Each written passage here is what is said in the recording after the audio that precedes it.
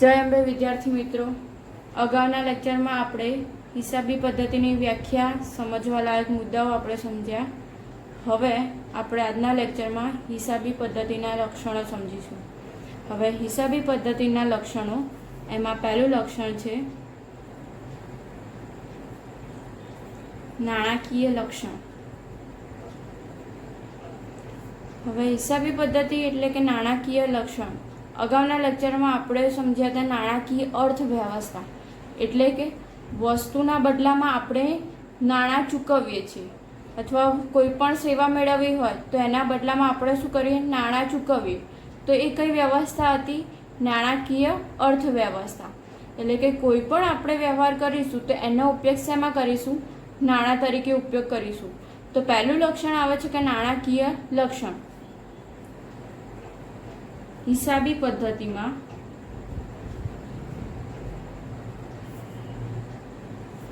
વ્યવહારો અને બનાવોની નોંધ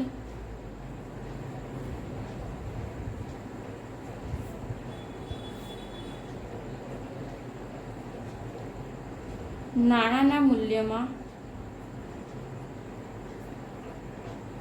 માપન થવું જોઈએ. શું કહે છે? હિસાબી પદ્ધતિમાં કોઈ પણ વ્યવહાર થયા, મેં તમને સમજાવ્યું આગળ કે વ્યવહાર એટલે શું? તો ધંધાનું કૃત્ય, એટલે કે ધંધામાં જે પણ કાર્ય થાય તો એને શું કહેવાય? વ્યવહાર.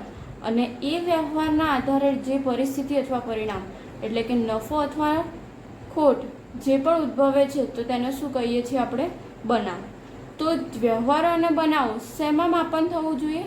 નાણાંના મૂલ્યમાં. એનું આપણે ઉદાહરણ લઈએ.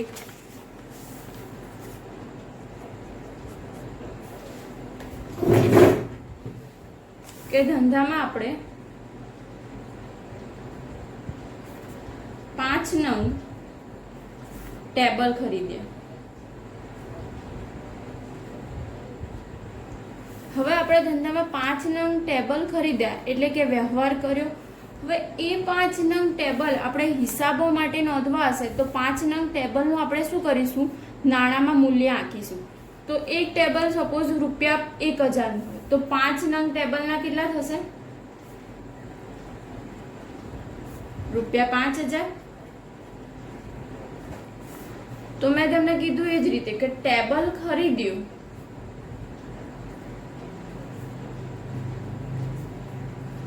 એ વ્યવહાર, એટલે કે આપણે કાર્ય કર્યું, ખરીદી કર્યું, અને તેના બદલામાં આપણે શું ચૂકવ્યા?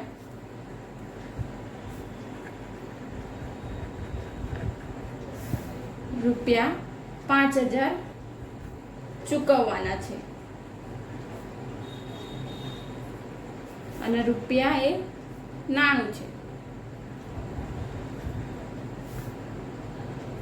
ફરીથી પહેલું લક્ષણ નાણાકીય લક્ષણ હતું. તો મેં તમને સમજાવ્યું કે આપણે ધંધામાં 5 નંગ ટેબલ ખરીદીએ તો હિસાબોમાં આપણે નોંધવા હોય તો શું કરીશું?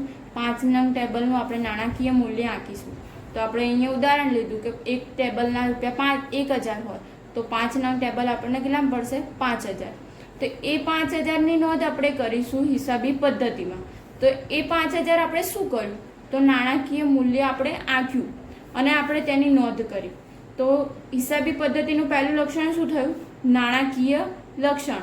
એટલે કે નાણાંમાં આપણે કોઈ પણ વ્યવહાર કરીએ, નાણાંમાં થયેલ વ્યવહાર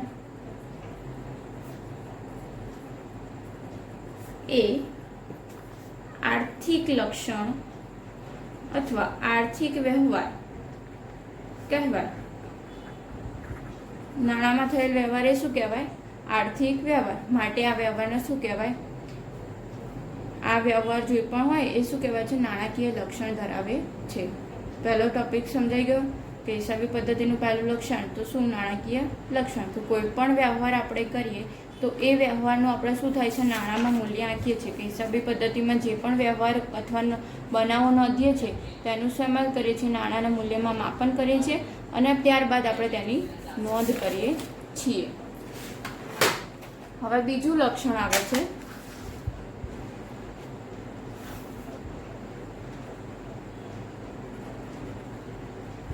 નાણું ફેરબદલીના માધ્યમ તરીકે. અગાઉના લેક્ચરમાં જ મેં તમને સમજાવ્યું હતું કે વર્તમાન સમયમાં આપણે કોઈ પણ વસ્તુ કે સેવા મેળવવી હોય તો તેના બદલામાં આપણે શું આપવા પડે છે? નાણાં. તે વખતે નાણાકીય અર્થવ્યવસ્થાની વ્યાખ્યા સમજાઈ હતી કે વસ્તુના બદલામાં આપણે નાણાં ચૂકવીએ અથવા આપણે વસ્તુ વેચી હોય તેના બદલામાં આપણને નાણાં મળે તો એ કઈ અર્થવ્યવસ્થા કહેવાય? નાણાકીય અર્થવ્યવસ્થા. તો એ જ રીતે કે અત્યારે આપણે કોઈ પણ વસ્તુ કે સેવા મેળવવી હોય તો માધ્યમ તરીકે આપણે શેનો ઉપયોગ કરીએ છીએ? નાણાંનો. એટલે કે વ્યવહારો કે બનાવો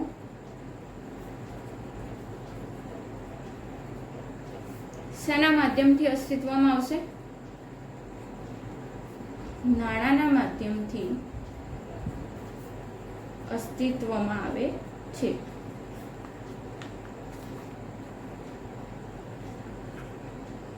હવે હું તમને એક ઉદાહરણ આપું.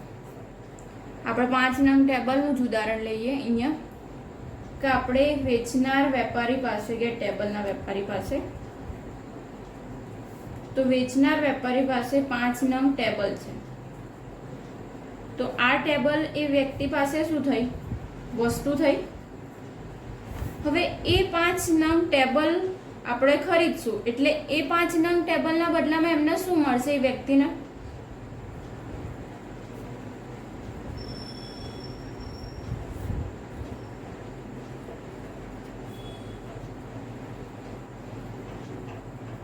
પાંચ નંગ ટેબલ આપણે મેળવ્યા તો એ વ્યક્તિને 5 નંગ ટેબલના બદલામાં આપણને શું મળશે?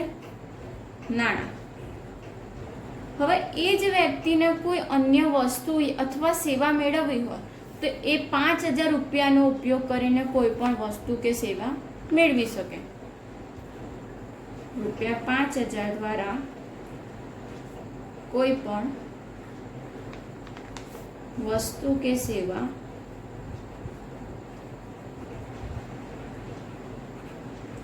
ખરીદશે. એટલે ફરીથી શું કર્યું? વસ્તુ મેળવી. એટલે ઇન શોર્ટ કહેવા શું માંગે છે કે કોઈ પણ અત્યારે ધંધામાં વ્યવહાર અથવા બનાવ થાય તેનું મૂળ માધ્યમ તરીકે આપણે શેનો ઉપયોગ કરીએ છીએ? નાણાંનો. આગળ જઈશું. ત્રીજું લક્ષણ આવે છે વ્યવહારોનું વર્ગીકરણ અને વિશ્લેષણ. વ્યવહારોનું વર્ગીકરણ અને વિશ્લેષણ. તો હિસાબી પદ્ધતિમાં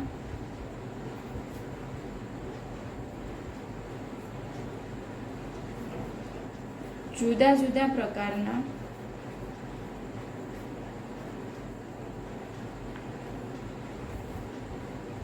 વ્યવહારો થતા હોય. હિસાબી પદ્ધતિમાં જુદા જુદા વ્યવહારો થતા હોય તો આ વ્યવહારો કઈ કઈ રીતે થઈ શકે? તો રોકડ સ્વરૂપે પણ હોય અથવા બિન રોકડ સ્વરૂપે. એટલે કે આપણે કોઈ પણ વસ્તુ મેળવવી હોય તો તેના બદલામાં આપણે શું આપણે ચૂકવીએ? નાણાં. તો એ નાણાંનું માધ્યમ તરીકે એટલે કે રોકડ સ્વરૂપે. હવે બિન રોકડ સ્વરૂપે એટલે સાદી ભાષામાં આપણે કહીએ ઉધાર. કે આપણે વસ્તુ મેળવી હોય તેનું મૂલ્ય પણ એ જ સમય નક્કી થાય પણ એના આપણે પૈસા ક્યારે ચૂકવીશું? ભવિષ્યમાં. તો એ કયો વ્યવહાર થયો? ઉધાર વ્યવહાર. એટલે કે આપણે કોઈ પણ વ્યવહાર હોય તો રોકડ સ્વરૂપે પણ કરીએ અથવા ઉધાર રીતે પણ કરીએ. તો એ વ્યવહાર કયા કયા હોઈ શકે? તો આવકના હોઈ શકે, ખર્ચના હોઈ શકે, મિલકતના હોઈ શકે, દેવાના હોઈ શકે. ઘણા બધા પ્રકારના ધંધામાં વ્યવહારો થતા હોય છે. તો આ વ્યવહારોને આપણે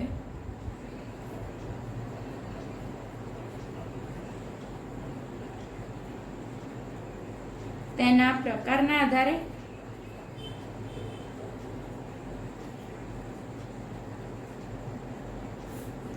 અથવા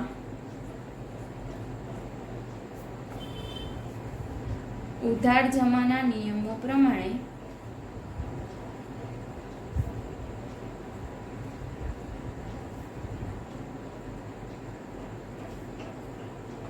વર્ગીકરણ કરીએ છીએ. હવે ઉધાર જમાના નિયમો એટલે કે વ્યક્તિ ખાતાનો નિયમ છે, ઉપજ ખર્ચ ખાતાનો નિયમ છે, માલ મિલકત ખાતાનો નિયમ છે, એટલે કે એ નામાના હિસાબી પદ્ધતિના ઉધાર જમાના નિયમો છે. તેના આધારે આપણે શું નક્કી કરીએ છીએ કે કયો વ્યવહાર રોકડ છે, કયો વ્યવહાર ઉધાર છે, કોની નોંધ રોકડમાં થાય છે, કયો વ્યવહાર ઉધાર થાય, કયો ઉધાર થાય, જમા થાય, એ બધું જ આપણે શેના આધારે નક્કી કરી શકીએ છીએ? ઉધાર જમાના નિયમો પ્રમાણે. હવે આગળ કે કોઈ પણ બાબત હોય, જે તે બાબતના નિર્ધારિત સમયના બધા વ્યવહારો એક સાથે એક જ જગ્યાએ જોઈ શકાય. એટલે તમને શું કહેવા માંગે છે કે તમે કોઈ પણ વ્યવહાર હોય તેનું વર્ગીકરણ કરો. કઈ રીતે? તો લાઈક ખરીદીનો વ્યવહાર હોય તો એ ખરીદીને લગતા ધંધામાં અનેક પ્રકારના વ્યવહારો હશે તો એને એક પ્રકારમાં સાઈડમાં કરી દો. વેચાણના વ્યવહાર હશે તો વેચાણના વ્યવહારો સાઈડમાં કરી દો, જેથી કરીને તમને વ્યવહારોની ઇઝીલી ખબર પડે કે આપણે કેટલી માલની ખરીદી કરી છે, કેટલું માલનું વેચાણ કર્યું છે, અને તેના પરથી આપણે વર્ગીકરણ કર્યું હશે તો આપણને ઇઝીલી અર્થઘટન કરી શકીશું કે ધંધામાં કેટલો નફો થયો અથવા નુકસાન થયું. તો તમને ક્યારે ખબર પડશે? હિસાબમાં આપણા ધંધામાં ઘણા બધા વ્યવહારો થાય તો એ બધા જ વ્યવહારોને આપણે પ્રોપર વર્ગીકરણ કરવું જરૂરી છે. હવે પહેલાં તમને શું કર્યું કે નાણાકીય લક્ષણ આવ્યું, તો હિસાબી પદ્ધતિના નાણાકીય લક્ષણમાં કીધું કે કોઈ પણ વ્યવહાર કે બનાવ હોય તો એ શું હોવું જોઈએ? એનું નાણાંમાં મૂલ્ય હોવું જોઈએ. તો મેં તમને ઉદાહરણ આપ્યું એ જ પ્રમાણે. આગળ શું કીધું? નાણું ફેરબદલીના માધ્યમ તરીકે કોઈ પણ વસ્તુ આપણે ખરીદી કરવી હોય અથવા વેચવી હોય તો આપણે ખરીદી કરીશું તો નાણાં ચૂકવીશું અને વેચીશું તો તેના બદલામાં આપણને નાણાં મળશે. એટલે કે વસ્તુના બદલામાં આપણે શેનો માધ્યમ તરીકે ઉપયોગ કરીએ છીએ? નાણાંનો. તો એટલે બીજું લક્ષણ આવ્યું કે નાણું ફેરબદલીના માધ્યમ તરીકે. વેચનાર વ્યક્તિ હોય તો ટેબલ છે એની જોડે, તો એની જોડે વસ્તુ છે, એના બદલામાં એ શું મેળવે છે? નાણાં. તો જે નાણાં મેળવ્યા એના બદલામાં એ પાછો વ્યક્તિ કોઈ પણ વસ્તુ કે સેવા મેળવી શકશે. એટલે મેન શેનો ઉપયોગ થયો? નાણાંનો. આગળ જોયું કે વ્યવહારોનું વર્ગીકરણ અને વિશ્લેષણ. કે વ્યવહારોનું વર્ગીકરણ અને વિશ્લેષણ, તો કોઈ પણ વ્યવહાર હોય તો એનું વર્ગીકરણ પ્રોપર કરવું જોઈએ, જેથી કરીને આપણને ધંધામાં અર્થઘટન વ્યવહારોનું કરી શકીએ છીએ.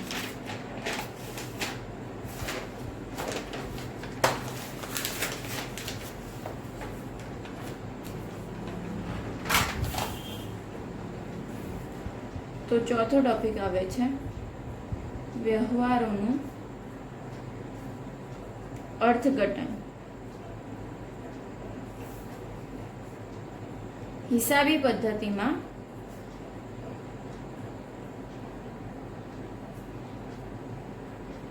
હિસાબો નિર્ધારિત નિયમો પ્રમાણે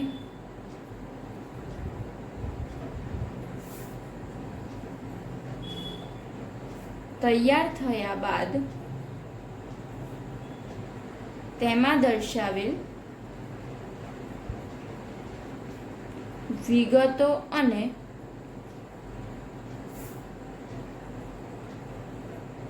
આંકડાના આધારે અર્થઘટન કરી શકાય. મેં તમને પહેલાં નાણાંનું વ્યવહારોનું વર્ગીકરણ અને વિશ્લેષણમાં કીધું કે કોઈ પણ આપણા ધંધામાં વ્યવહારો ઘણા બધા થવાના, તો એ પ્રોપર એનું વર્ગીકરણ કરીશું, નિયમો પ્રમાણે એને વિભાજિત કરીશું, પછી આપણે ઇઝીલી સમજી શકીએ કે આપણા ધંધામાં નફો કે નુકસાન. તો ધંધામાં નફો કે નુકસાન એ પરિણામ મળ્યું છે, એના આધારે અર્થઘટન કર્યું. ત્યારબાદ તો આપણે ઉદાહરણ દ્વારા સમજીએ કે આપણી ઉપજ હોય 20,000 અને ખર્ચ છે ₹12,000. ઉપજ આપણી કેટલી? 20,000, ખર્ચ કેટલો? 12,000. તો આપણને તેના બદલામાં શું થયું? ₹8,000 એ ઉપજનો વધારો થયો. તો આપણે ક્યારે નક્કી કરી શકીએ? તો ઉપજના વ્યવહારો આપણે અલગ અલગ નોંધ્યા હશે, ખર્ચના વ્યવહારો અલગ અલગ નોંધ્યા હશે, અને આપણે પછી તેના પરથી આપણે વર્ગીકરણ કર્યું પહેલાં ઉપજના, ખર્ચના, અને પછી આપણે નક્કી કર્યું કે 8,000 આપણું શું છે? ઉપજનો વધારો, એટલે કે ઉપજ ખર્ચનો આપણે શું મેળવ્યો? તફાવત, જેનું પરિણામ આપણને શું મળ્યું? લાભના સ્વરૂપે. તો હવે આ વસ્તુ આપણે કઈ રીતે નક્કી કરી શકીએ કે આપણને લાભ થયો? તો આપણા ધંધામાં 20,000 હતા, તો એ આંકડો 20,000 હતો, અને ખર્ચ હતો 12,000. તો એ આંકડાના આધારે આપણે નક્કી કરી શકીએ કે 20,000 અને 12,000નો આપણે તફાવત મેળવ્યો, તો આપણને કેટલા મળ્યા? 8,000. તો આપણે આંકડાઓનું અર્થઘટન કર્યું, અને તેના આધારે આપણે હિસાબી પદ્ધતિમાં આપણે મેળવી શક્યું. તો જે આ આંકડાનું અર્થઘટન કહેવાય.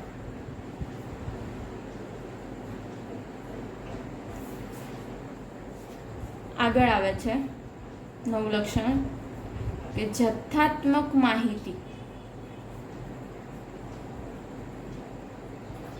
આગળના લેક્ચરમાં મેં તમને સમજાવી દીધું છે કે જથ્થાત્મક માહિતી એટલે શું?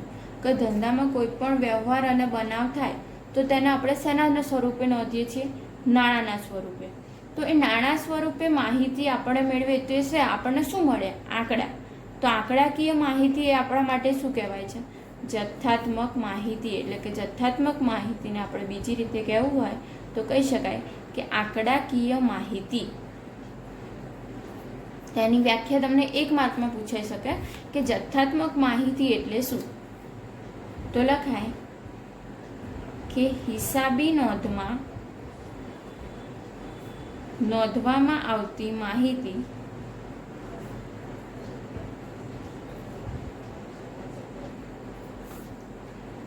શેના સ્વરૂપે હોય? નાણાંના સ્વરૂપે હોવાથી તેને જથ્થાત્મક માહિતી કહે છે. વ્યાખ્યા શું લખવાની? સિમ્પલ, કે હિસાબી નોંધમાં આપણે નોંધવામાં આવતી માહિતી નાણાંના સ્વરૂપે હોવાથી તેને શું કહે છે? જથ્થાત્મક માહિતી. હવે આગળ આર્થિક નિર્ણયો.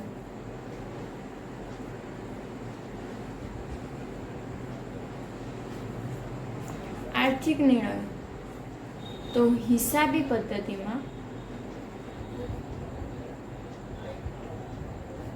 દ્વારા તૈયાર કરવામાં આવતા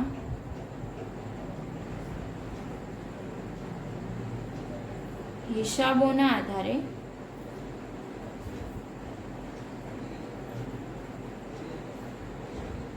હવે આપણે હિસાબી પદ્ધતિમાં કોઈ પણ હિસાબો તૈયાર કરીએ તો એના આધારે જુદા જુદા પક્ષકારો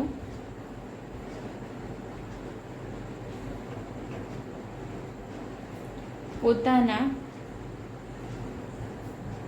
નિર્ણયો લેતા હોય છે. હવે જુદા જુદા પક્ષકારો એટલે શું થયું? કે દેવાદારો હોય, લેણદારો હોય, કંપની પોતે હોય. તો કંપની પોતાનો હિસાબી પદ્ધતિ રાખશે, હિસાબો રાખશે. હવે એ હિસાબો રાખશે તેના પરથી તેને શું ખબર પડશે કે ધંધામાં આ વર્ષે કેટલો નફો છે કે અથવા કેટલું નુકસાન છે. નફો હોય તો ધંધામાં કેટલો વિકાસ થયો છે, આગળની એટલે કે ભૂતકાળની અગાઉના વર્ષની માહિતીની તુલના કરશે. શેના આધારે એ નક્કી કરી શક્યા કે એના જોડે એટલે કે કંપની પાસે હિસાબો હતા જેના આધારે તે નક્કી કરી શકે કે ધંધામાં કેટલો વિકાસ થયો. તો એ પોતાનો આર્થિક નિર્ણય લેશે કે ધંધામાં વિકાસ થયો તો શેના આધારે થયો? તો આટલો મારો નફો થયો. તો એ નફો આપણને કઈ રીતે મેળવ્યો? તો આપણે ધંધામાં હિસાબો રાખ્યા એટલે. તો હું તમને પહેલો પક્ષકાર કહું છું કે લેણદારો. તો એ લેણદાર કંપનીને ઉછીના નાણાં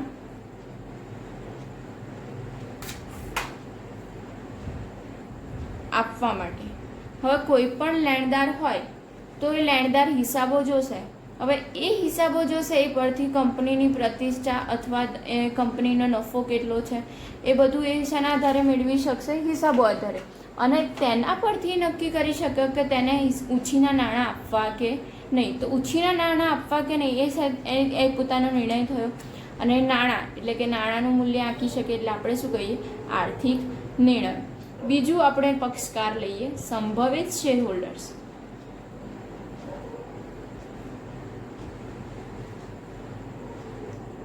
હવે સંભવિત શેર હોલ્ડર્સ એટલે કે કંપનીના શેરમાં રોકાણ કરવા અંગે. શેર હોલ્ડર્સ શું કરતા હોય? કંપનીમાં રોકાણ કરે, શેર મેળવે. તો એ શેરની પ્રાઇસ વધશે ઘટશે એ બધું શેના પરથી નક્કી કરી શકશે? કંપનીના હિસાબો પરથી. એટલે સંભવિત શેર હોલ્ડર્સ શેના માટે હિસાબી પદ્ધતિ ઉપયોગી થઈ? તો પોતાના શેરમાં રોકાણ કરવા અંગે. લેણદારો માટે હિસાબી પદ્ધતિ કઈ રીતે ઉપયોગી થઈ? તો કંપનીને ઉછીના નાણાં આપવા કે નહીં. અને મેં તમને પહેલું જ ઉદાહરણ આપ્યું કે કંપની, તો કંપનીને પણ પોતાનો આર્થિક નિર્ણય લેવો હોય તો એ શેના આધારે નક્કી કરી શકે? તો હિસાબો આધારે, કે પોતાનો વિકાસ કેટલો થયો છે. આ બધી જ માહિતી શેના આધારે મેળવી શકે? હિસાબી પદ્ધતિના આધારે. અને છેલ્લું લક્ષણ છે ઐતિહાસિક માહિતી. લાસ્ટ લક્ષણ શું આવે છે? ઐતિહાસિક માહિતી. હવે આપણે કોઈ પણ ધંધામાં વ્યવહાર અથવા બનાવ થયા હોય તો શું આપણે પહેલાં નોંધ કરીશું? ધારો કે આપણે ખરીદી કરી, તો ખરીદી કર્યા બાદ આપણે હિસાબો નોંધ કરીશું. ખરીદી કર્યા પહેલાં આપણે નોંધી દઈશું કે આટલી ખરીદી કરી? ના. એટલે કે કહેવા શું માગે છે કે કોઈ પણ ધંધામાં વ્યવહાર અથવા બનાવ થાય, એ વ્યવહાર શું થઈ ગયા? બની ગયા. ત્યારબાદ આપણે એની નોંધ કરીએ છીએ. તો એટલે કે એવા કહેવા માગે છે કે વ્યવહારો હિસાબી પદ્ધતિમાં બની ગયેલા વ્યવહારો અને બનાવો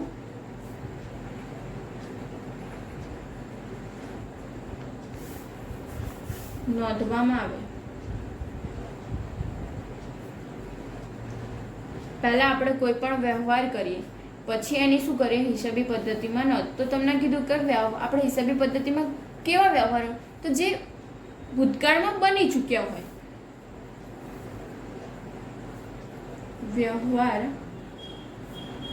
અને બનાવ ભૂતકાળ બને. અને તમને ખબર જ છે કે ભૂતકાળ એ શું દર્શાવે? ઇતિહાસ. ભૂતકાળ હંમેશા ઇતિહાસ દર્શાવે. આથી ઇતિહાસના આધારે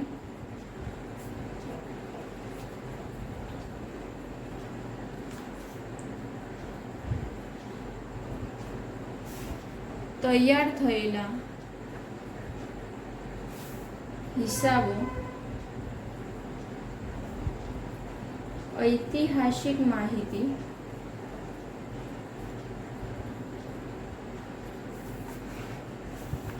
રજૂ કરે છે. મેં તમને સમજાવ્યું કે કોઈ પણ ધંધામાં વ્યવહાર થાય તો એ વ્યવહાર બધા બની જશે. એ વ્યવહાર બની ગયા પછી આપણે નોંધ કરીએ છીએ. તો ભૂતકાળ શું દર્શાવે છે? ઇતિહાસ. માટે આપણે હિસાબી પદ્ધતિને શું કહેવાય? ઐતિહાસિક માહિતી. આટલા તમારા 7 લક્ષણ છે હિસાબી પદ્ધતિના.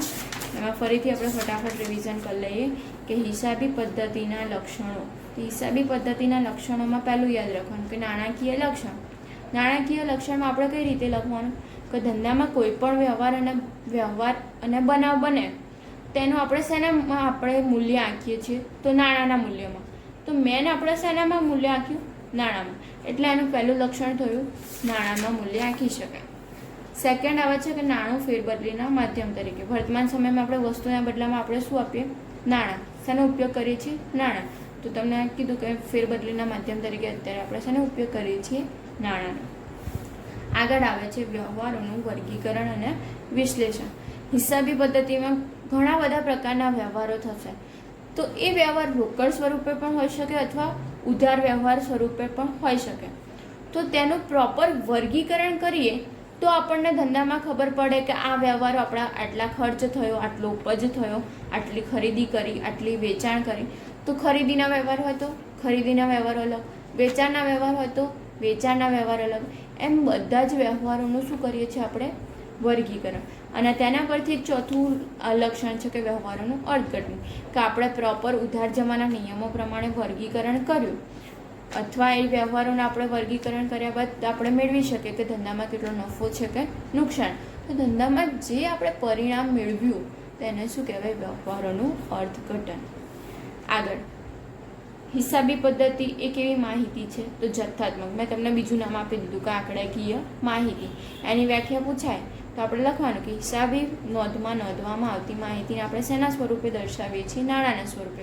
તેથી તેવી માહિતીને શું કહેવાય? જથ્થાત્મક માહિતી. આગળ છઠ્ઠું લક્ષણ લખવાનું કે આર્થિક નિર્ણયો.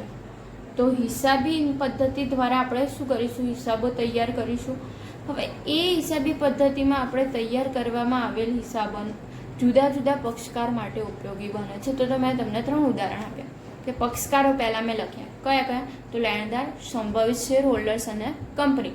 તો લેણદાર હોય તો લેણદારને શું કહેવાય? આર્થિક નિર્ણય શું લેવાનો? કે કંપનીને ઉછીના નાણાં આપવા કે નહીં. જો કંપનીનો નફો સારો એવો હોય તો એ શું કરશે? પોતાનો નિર્ણય લઈ શકશે કે આ કંપનીને મારે શું કહેવાય? ઉછીના નાણાં આપવા કે નહીં. સંભવિત શેર હોલ્ડર્સ શું પોતાનો નિર્ણય લઈ શકશે કે આ કંપનીમાં મારે રોકાણ કરવું કે નહીં. અને કંપની પોતે જ હિસાબોના આધારે નક્કી કરી શકે કે પોતાનો વિકાસ કેટલો થયો. તો એ બધું શેના આધારે નક્કી કરી શકે છે? હિસાબી પદ્ધતિના આધારે. અને છેલ્લું લક્ષણ સમજાવ્યું મેં તમને, ઐતિહાસિક માહિતી. તો ઐતિહાસિક માહિતી કંઈ જ નથી, તમારે યાદ રાખવાનું કે ઐતિહાસિક માહિતી શેના આધારે આપણે મળે? ભૂતકાળના આધારે. એટલે કે આપણે કોઈ પણ વ્યવહાર થયા હોય તો પહેલાં વ્યવહાર અને બનાવ શું થઈ ગયા? ભૂતકાળમાં થઈ ગયા હોય અને પછી તેની નોંધ કરીએ છીએ તો એને શું કહેવાય છે? ઐતિહાસિક માહિતી. એટલે સુધી આપણે રાખીશું મિત્રો. સૌને મારા જેમ બે.